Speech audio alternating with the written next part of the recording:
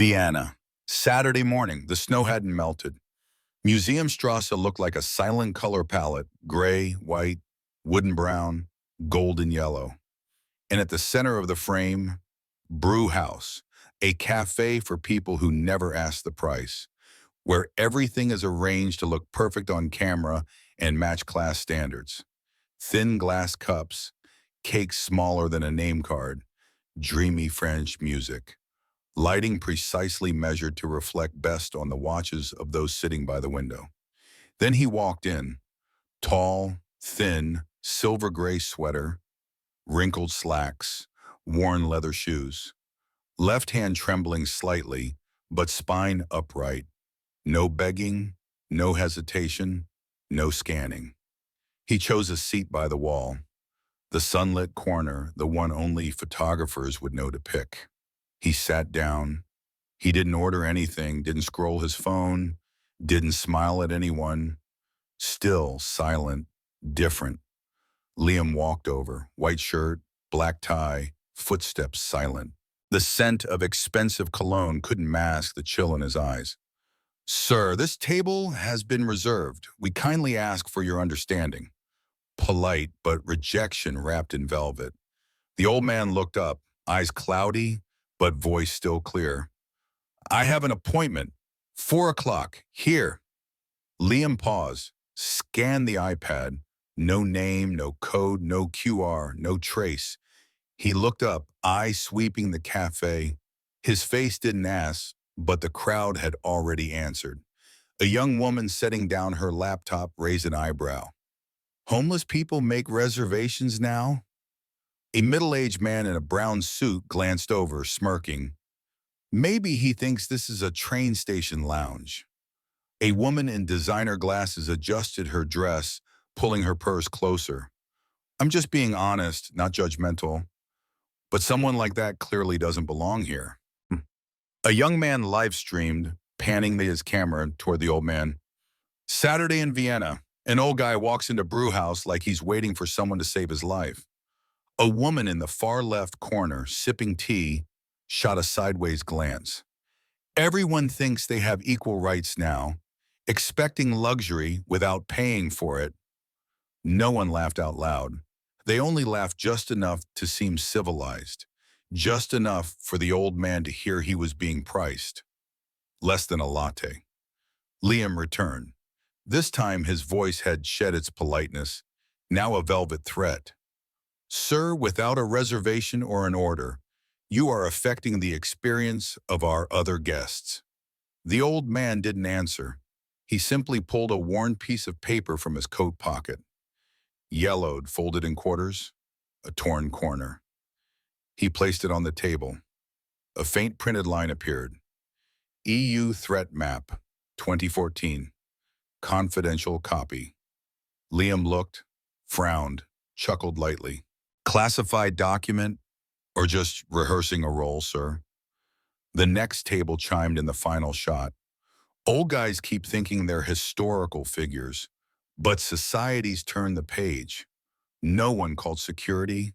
No one kicked him out. They simply united in creating a silence so cold it burned. And the old man still sat there, back straight, hand resting on the paper, surrounded by looks of disdain, wrapped in gold-rimmed glasses. In a place where everyone was supposed to be served equally, some had never been seen as people. The door opened. A gust of wind rushed in like a reminder. The world out there was colder than in here. Melissa appeared. Manager, black pencil skirt, white blazer, muted red heels, perfume with a scent of powerful restraint. Her voice even like a boardroom slideshow. "I'm sorry, sir, we have no record of a reservation under your name." Inside the cafe, a few people looked up. Some straightened in their seats. Some smirked, waiting for the next move. Ong Dungde. No one intervened, because everyone believed they were witnessing the correct casting in a daily play. The old man remained silent. He simply reached into his coat pocket and pulled out a newspaper clipping. Opened it gently. The same headline appeared. EU Threat Map 2014, confidential copy. Melissa glanced at it, scanned it like it was a flyer at a bus stop. She smiled, half-heartedly. I'm afraid we don't accept reservations by scrap paper. Liam stood beside her, hands in his pockets, nodded slightly. Just enough for Melissa to understand, just enough for the old man to notice, and just enough so the rest of the room didn't need to look any longer. They knew the ending was near. If you don't leave in 2 minutes, sir, we'll have to call the police. Melissa didn't raise her voice. She didn't have to, because she wasn't speaking to a customer. She was managing a disruption to brand image. A couple at a nearby table clinked glasses. The man whispered, I've seen him mumbling in the park. Probably some PTSD vet. The woman nodded as if she already knew the plot. Yeah, those types always think they're still in combat, reading old maps, stuck in old wars. The young girl in the corner was still live streaming. Brewhouse really needs a clear policy now. No Cold War cosplay allowed. A white, middle-aged man set down his iPad and chimed in, I'm not being discriminatory, but if someone doesn't order or pay, they don't have the right to sit. Simple. Melissa stepped back half a pace, as if to give space for silence. Liam said nothing more. No one had to kick him out. The atmosphere had already done the job. No bowing, no rush, no bitterness. He simply took back the paper, folded it in quarters, then walked to the door, like a slow-motion scene in a world fast-forwarding. Outside was cold. The snow hadn't returned, but the stone bench was damp, as if someone had cried there the night before. He sat down, placed a leather notebook on his lap. The brass clasp was dull, the corners curved. The spine bore 3 embossed letters, S00. Ava, the young barista behind the counter, caught a glimpse by accident. She froze. Those 3 letters didn't exist in the civilian dictionary. She had seen them before in a security training manual. Under the section, Access Absolute Restricted. Inside, the cafe continued to spin, the hum of grinders, the clinking of glass, screens glowing brightly.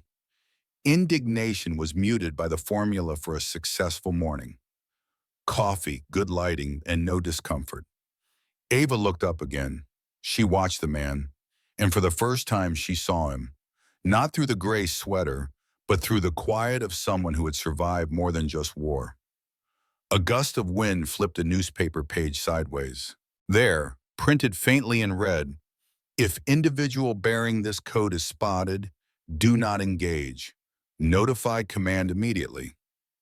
No one else saw it. She said nothing, only gripped her cup tighter, as if the world had just cracked a little. Because sometimes the one escorted out of the cafe isn't a burden to society, but its living memory. He remained seated on the stone bench outside Bro House, that same spot where an hour ago they had pushed him out, not with violence, but with an atmosphere. Cold, thin, yet it cut like velvet-covered steel. No one yelled at him, no one cursed, but everyone silently agreed he didn't belong. The torn newspaper lay on his lap. The leather notebook marked S00 remained slightly ajar. No one saw it, except Ava, the only one who hadn't played a role in this morning's cast play. Inside the cafe, order had returned. A new cappuccino frothed. The live stream girl added a new caption to her story. Morning drama's over. Grandpa Soldier cosplay dismissed. And just then, the world arrived from the street. The sound of engines echoed down Museumstrasse. Not the kind of cars brewhouse patrons drove. Not Mercedes, not BMW. These were military vehicles. Gray, armored, unadorned. 2 broadcast vans followed. At the end, a black SUV without plates. The espresso cups on tables trembled slightly. The light in the cafe shifted. like every room does when power enters. The SUV stopped. The door opened. A man stepped out. Military uniform, upright stance, eyes that pierced glass. No one inside knew his name, but everyone suddenly felt they should be still. He didn't introduce himself, didn't ask the staff. He simply looked inside Brew House and said, "Is he here?" The words cracked the room open like an invisible fault line. Ava set down her cup. Her heartbeat surged. The fragments from this morning collided in her head. The faded gaze, the SOEURO notebook, the red-inked warning, "Do not engage." Notify command. She stepped out from behind the counter. Melissa grabbed her arm. "Ava, what are you doing?" Ava didn't answer. She pushed open the door. Outside, the man was still sitting, one hand resting gently on the notebook, eyes half closed, as if waiting for someone from a piece of memory long torn away. She pointed toward him. The man in uniform, later identified as General Duval, looked. He didn't ask more, didn't hesitate. He walked straight toward the old man, each step dragging behind it a timeline frozen for 15 years. Inside the cafe, the same faces that smirked earlier now paled. The live stream girl stopped recording. The man who joked homeless thinks it's a train station shrank into his chair. Melissa stood rigid. Liam clutched his iPad tighter. Duval stopped in front of the old man. Didn't kneel, didn't bow, just leaned forward slightly, voice low. "Charlie." The old man opened his eyes. At first, the gaze was still cloudy, like fog that hadn't lifted. But then it locked onto the face in front of him. A muscle near his mouth twitched. His fingers slid softly along the spine of the leather notebook. He didn't speak, but he was remembering. Cameras turned on. Multiple news channels went live. Light from outside flooded the faces of those who had shamed him earlier, now ducking to avoid the lens. Duval turned toward the cameras. No expression, no raised voice, only calm clarity. "This is Colonel Charles Ellington. He once held the source code to Europe's strategic defense system. In 2010, he was ambushed. The bullet didn't kill him, but it erased his memory. We've been searching for 15 years, and today we found him here." The air froze. On social media, the hashtag #TheForgottenColonel surged to the top in 10 minutes. The live streaming girl burst into tears and shut off her phone. The man with the glasses silently deleted his story. Duval pulled an old voice recorder from his coat. He set it gently on the stone table beside the old man. "Press play." A young woman's voice crackled through, shaky but real. "It's Emma, Dad. If you can hear this, please remember. The apple tree behind the house, the white piano, and the man who once promised he'd come home." No one moved. A single tear fell onto the old man's hand. No one dared to call it emotion, because it didn't need a name. It was memory returning. He looked at Duval, like calling out something the world had labeled as lost. He whispered, "Duval." General Duval wept. He didn't deny it, didn't hold back. He dropped to his knees, grasped the old man's hand. "You're alive, Charlie. You're alive." The camera slows, pans across the cafe. Melissa retreats inside. Liam dodges the lens.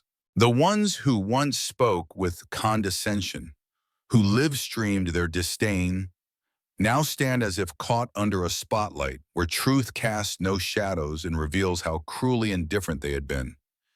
And the old man still sits there. No need to defend himself, no need to raise his voice, because for the first time in 15 years, he is no longer invisible. He wasn't returning. He had never left. Only the world had chosen not to see him. The camera zooms in, close. His face lean, weathered, lined by time.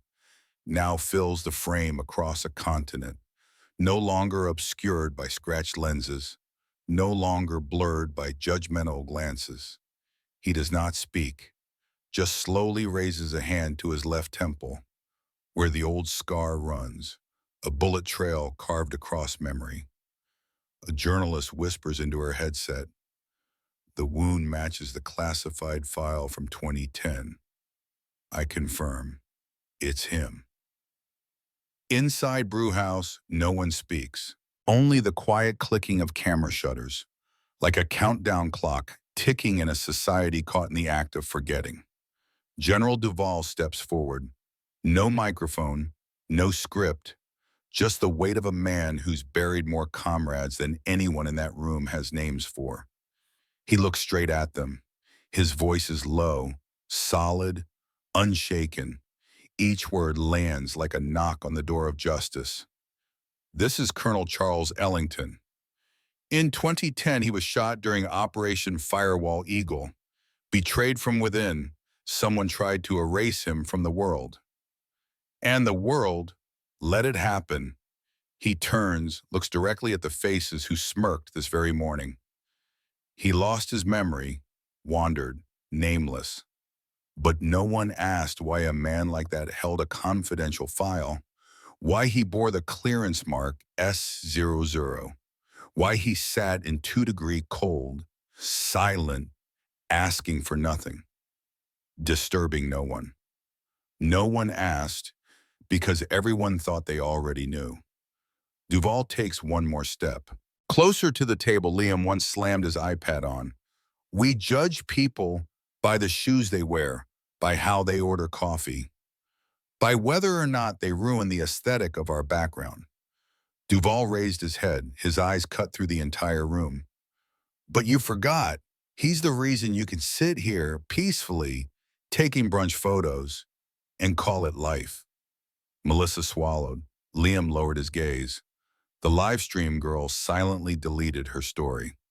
General Duval pointed toward Mr. Charles, still sitting still, hand on the leather-bound book marked S00, eyes looking far off. Not angry, not sad, just still. He doesn't need applause. He only needed to be treated as a human being. And this morning you failed to do even that. No one spoke. Only Ava, the closest one to him, stood silently, tears falling down her cheeks. A young officer stepped forward, opening a velvet-lined box. Inside, the highest Medal of Valor, once filed under unawarded. Duval pinned it back onto Charles's chest, fastened it carefully. Not in haste, as though fastening a memory the world had never acknowledged. He bowed his head slightly and whispered, "Welcome back, our hero." Colonel Charles said nothing, but he didn't need to, because for the first time in 15 years, he was no longer the old vagrant. The live stream exploded. Hashtags, "we forgot," "our hero," and "the return of Ellington" surged to the top worldwide. Every face that had mocked him that morning, now caught in high resolution. Melissa clenched her purse. Liam stepped back. Their words from earlier, now being clipped, subtitled, and dissected by millions. Ava leaned toward him, whispered just enough to be heard. "They won't forget again, Colonel." General Duval turned once more. His voice dropped, a period on part 4, but a question mark aimed at society itself. "A country that honors its survivors is a country that still has a soul. But if we leave our heroes sitting outside in the cold, then maybe it's us, who've already gone dark." 48 hours after Colonel Charles stood, Brewhouse, once hailed as a symbol of refined social taste, now flooded headlines as the face of modern apathy. It began with the clips, cut to Liam raising an eyebrow, saying, "Sir, without a reservation or order, you're affecting the experience of our other guests." Captioned, "Is this how we treat the man who once took a bullet for an entire continent?" Zoom in, the icy stare. Zoom tighter, the old man's hand resting on the EU threat map, 2014. Every frame became an indictment. In just 2 days, protests erupted outside 50 brewhouse branches across Paris, Rome, Amsterdam, and Berlin. Fine porcelain mugs were smashed underfoot. The sponsorship contract with the Vienna Cultural Council was canceled via a single email with no explanation. The parent company held a press conference. Behind the podium, the brewhouse logo was slashed with a red cross. The spokesperson read, word by word, "We apologize to Colonel Charles Ellington and to the public. Brewhouse was wrong. We are immediately terminating contracts with manager Melissa S. and employee Liam T." That very afternoon, reporters crowded the entrance of Brewhouse headquarters. Melissa stepped out first, white dress, designer bag, a face bare of makeup.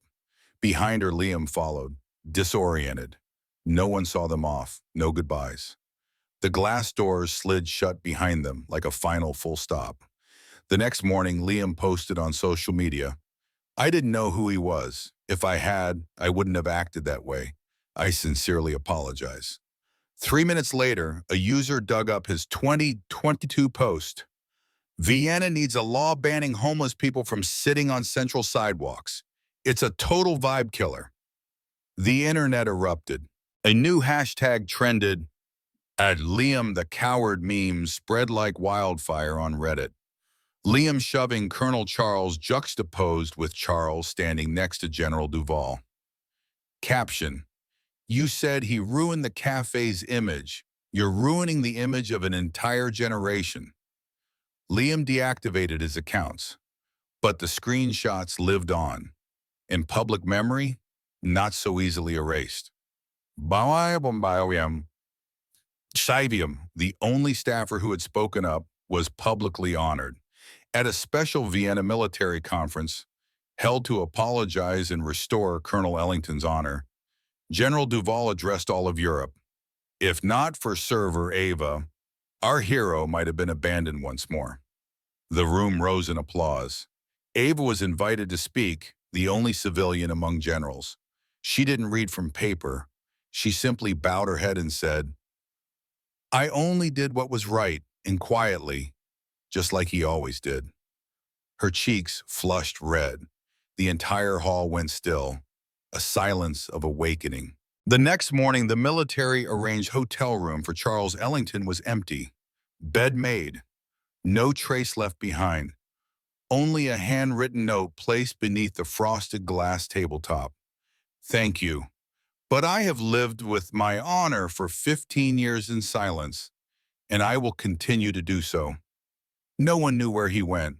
No one dared stop him. He didn't need a stage. Because the man who once protected a continent never needed a spotlight, only to be treated simply as human. 1 month later, the old brew house shuttered, glass panels stripped of logos. The luxury facade now stood like an empty frame missing its picture. But the stone bench outside, the one he once sat on, remained untouched. No one dared move it.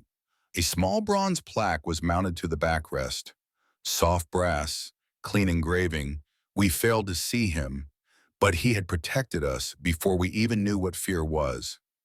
No signature, no flowers, no incense. Only the soft morning sunlight remained, falling across the bench just like that morning.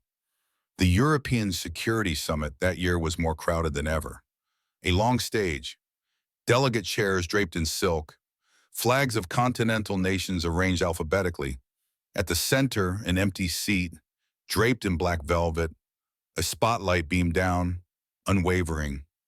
No one was allowed to sit. The screen behind lit up in white letters on a black background. "The mind that once held a continent together still walks among us." No one read it aloud. No background music, only light and silence, deep enough to hear your own heartbeat tighten. Alva stood at the back of the hall, no uniform, no speech, just a light gray long-sleeve shirt. In her hand, she clutched a small object, the old military badge Colonel Charles had once left her, without a word. The camera didn't zoom in on her face. It only filmed from behind, a small figure standing still among hundreds of delegates. No one looked at her, but everyone understood that was where the emotion stopped. She didn't weep aloud. She simply blinked, and a single tear fell. That spring afternoon, in the park near the old brew house, children ran along the brick paths. The elderly played chess. A few leaves scattered across the benches. A young boy suddenly stopped. Beneath the old chestnut tree, an old man, silver beard, ash-gray sweater, holding a worn newspaper. The wind turned a page. He adjusted it gently, like someone who had read many things but never needed to speak them aloud. The camera didn't zoom in, didn't reveal his face. It filmed from a distance, faded, then went silent. No subtitles, no flashbacks, no applause, only a final line on the soft gray backdrop of a quiet afternoon. Some minds don't need a stage. They just need a world that knows how to listen.